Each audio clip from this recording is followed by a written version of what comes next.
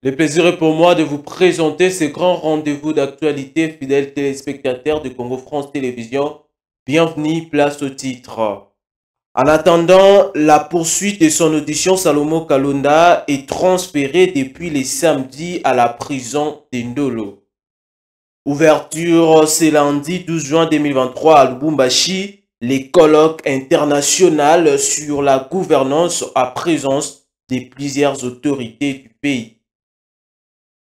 Encore une fois, merci de suivre cette édition du journal. Le chef de l'État, Félix-Antoine Tshisekedi Tshilombo, a inauguré l'usine suprême automobile spécialisée dans les montages et fabrications des carrosseries d'autobus des marques Mercedes-Benz.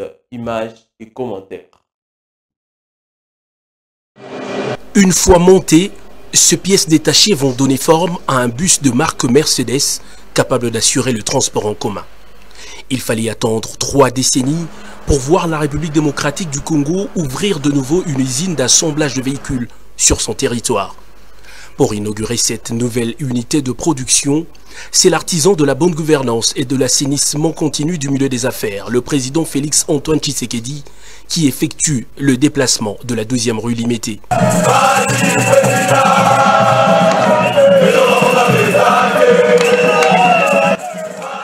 Décidément, c'est une révolution de l'industrie automobile congolaise qui débute ce jour. Suprême Automobile est en réalité un des fruits de l'activation du nouveau modèle économique congolais basé sur la transformation locale de richesse. Ce concessionnaire et distributeur de la marque Mercedes-Benz a comme mission première le renouvellement du charroi automobile du transport en commun. Après la coupure du ruban symbolique, le président de la République a, au cours d'une visite guidée, reçu toutes les informations sur le fonctionnement de la chaîne de montage des engins roulants, des bus qui avoisinent les 230 chevaux avec une garantie de 12 mois. Suprême Automobile a ouvert son marché à toutes les commandes, locales, nationales comme étrangères, mais la société Transco en tirera des grands avantages car les entretiens et réparations de ces bus seront effectués sur place et sans frais durant la période d'essai. Félix-Antoine Tshisekedi a convié toute sa suite à un tour dans un des bus Transco montés dans cette usine, question d'expérimenter son confort.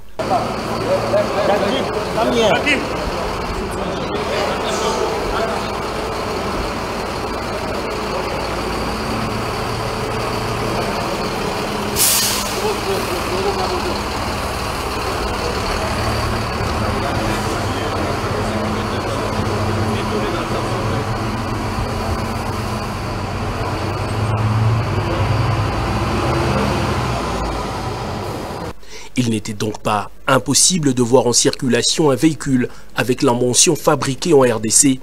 Il suffisait juste d'une volonté politique. La volonté est faite.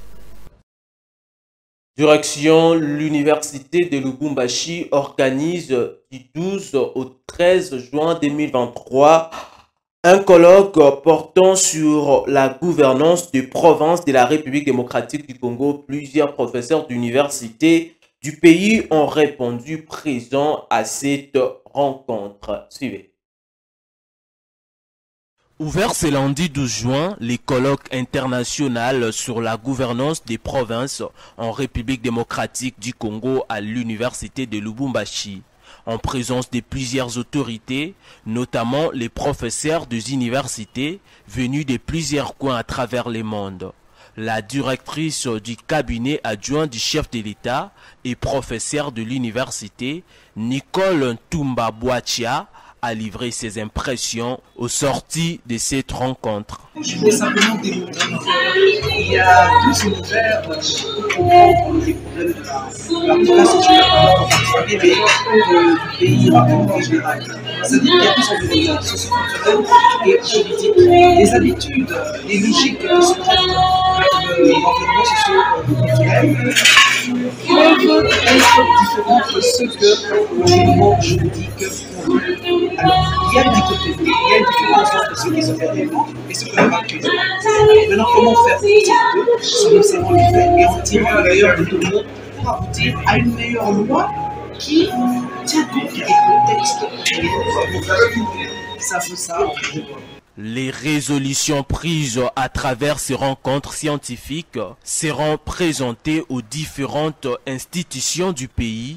Invité par les recteurs de l'université de Lubumbashi, Julien Paluku, ministre de l'Industrie, a salué la résolution calquée sur les sanctions des hommes politiques. Merci beaucoup. Je voudrais d'abord commencer par remercier les recteurs de l'Université de Lubumbashi qui m'a invité en tant que praticien de la décentralisation pour l'avoir expérimenté pendant 21 ans afin que je vienne partager mon expérience sur les crises récurrentes dans les provinces. Pourquoi ça ne marche pas là?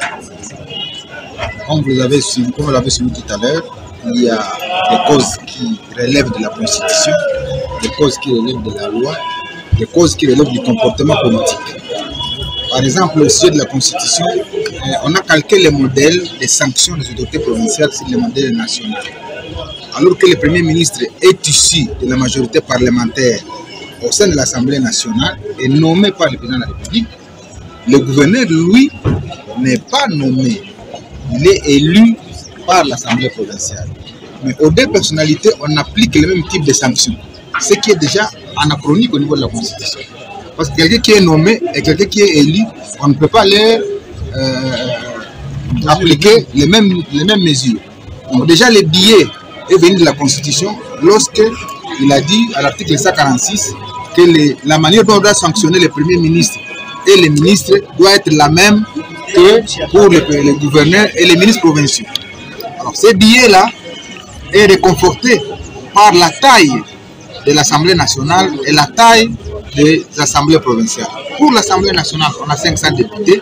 C'est normal qu'une motion de censure pour faire partie du gouvernement qui est de 25% des membres qui composent l'Assemblée nationale soit de 125 députés. C'est quand même difficile pour réunir 125 signatures et faire partie d'un Premier ministre. Mais au contraire, la Constitution a appliqué la même proportion dans une province qui a 20 députés, où les 10% c'est des députés qui se réunissent et qui introduisent une motion. Et donc ça, c'est le premier biais constitutionnel que j'ai pu relever pour dire qu'on doit changer pour élever les niveaux de seuil de recevabilité des motions au niveau provincial pour qu'il ne soit pas de 10% ni de 25%, mais qu'il se situe entre 50% et 2/3 des membres qui composent l'Assemblée nationale. La science est la lumière des sociétés et à travers les universités de la République démocratique du Congo qui doit servir de notre société. Débuté ce lundi 12 juin, ces colloques portant sur la gouvernance des provinces de la République démocratique du Congo se clôturera ce mardi 13 juin ici à l'université de Lubumbashi. André Mbata, professeur des universités et premier vice-président de l'Assemblée nationale, présent à ces colloques. Au sorti, il a livré ses impressions et salue l'initiative de ces rencontres. Suivez. Merci pour la question. Nous sommes ici pour prendre part à la conférence au colloque international sur la gouvernance des provinces de la République démocratique du Congo, sur l'invitation du professeur Gilbert Keshiba, le recteur de l'UNIVU et vice-président de l'association des universités francophones. Pour moi, il s'agit d'un thème très important parce que nous avons pris l'habitude de réfléchir par ce qu'on appelle la gouvernance d'en haut. Donc regarder les choses en haut, au niveau central, bien que le pays ne peut se construire qu'à partir de la base. Et c'est tout l'intérêt du colloque qui s'organise actuellement à l'université de Lubumbashi. C'est une initiative vraiment louable. Nous avons tenu personnellement à être là, même si au niveau de l'Assemblée nationale, nous allons vers la clôture de la session. Mais il était important pour nous de prendre part à ce colloque pour démontrer l'intérêt particulier le président de la République, son Excellence, Antoine Tshisekedi Tshilombo, le Parlement, toutes les institutions de la République attachent à un colloque international sur la gouvernance des provinces en République démocratique du Congo parce qu'il y a effectivement des problèmes avec toutes ces crises à répétition. On ne peut pas développer, on ne peut pas venir à un Congo fort dont on parle très souvent le président Tshisekedi. On ne peut pas arriver à l'émergence d'une nation puissante et prospère au cœur du continent africain si nous n'accordons pas suffisamment d'intérêt à la gouvernance des. On va parler de la justice. Salomo Idi Kalonda, conseiller spécial et militant de Moïse Katumbi Chapwe a été transféré à la prison militaire d'Indolo après avoir été présenté à l'auditorat militaire en attendant la poursuite de son audition. Kalonda est maintenant à la prison d'Indolo depuis ce samedi. Suivez.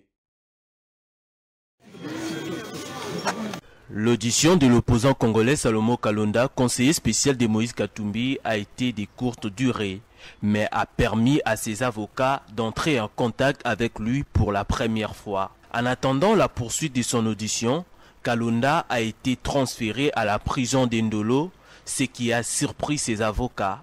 Il est accusé de coalition avec les Rwandais et les M23 pour renverser les présidents de la République ainsi que des détentions illégales d'armes à feu et de munitions de guerre, d'incitation à des actes contraires au devoir et à la discipline militaire et d'atteinte à la sûreté de l'État. Après 10 jours de détention par les services de renseignement militaire, samedi 11 juin, Salomo Kalonda a été transféré à l'auditorat général des forces armées, rappelant qu'il avait été interpellé le 30 mai dernier à l'aéroport international d'Ndjili pour détention illégale d'une arme, mais d'autres charges ont été retenues contre lui après l'exploitation de son téléphone.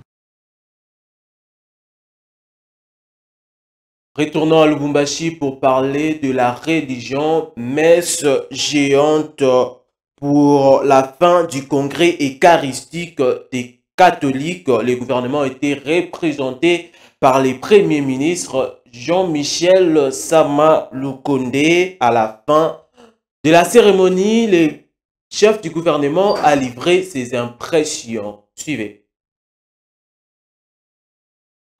Tout d'abord, je voudrais mentionner que dans le cadre de cette visite que j'effectue ici dans le Haut-Katanga, coïncide avec cette grande rencontre au niveau de l'Église catholique, cette grande conférence où ils se retrouvent et qui a l'honneur d'avoir le légat du pape qui est ici, qui représente Sa Sainteté le pape à ses assises de rencontre. Et donc, j'ai estimé qu'il fallait absolument que je vienne donner mes civilités à ce représentant du pape et par la même occasion rencontrer bien sûr tous les représentants de notre église à partir du cardinal, de l'archevêque diocèse ici à Lubumbashi et puis des autres archevêques qui sont ici dans le cadre de cette conférence.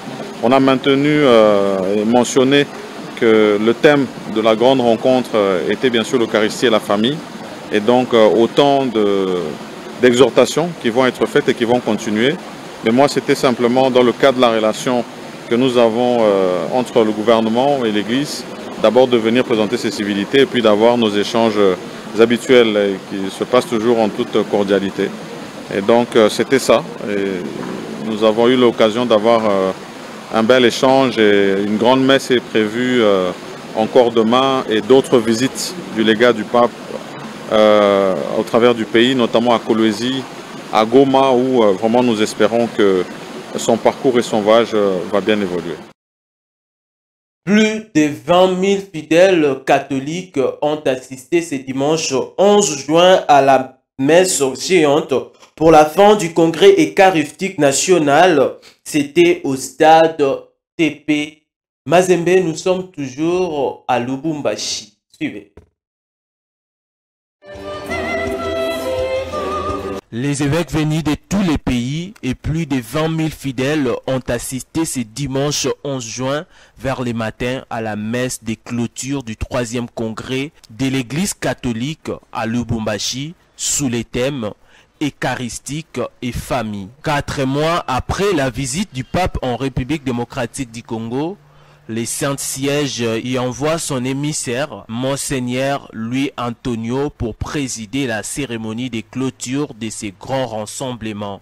Occasion pour les chrétiens catholiques de réaffirmer l'unité du peuple congolais. Plusieurs personnalités de l'Église catholique étaient présentes à cette conférence, ainsi que quelques membres du gouvernement congolais.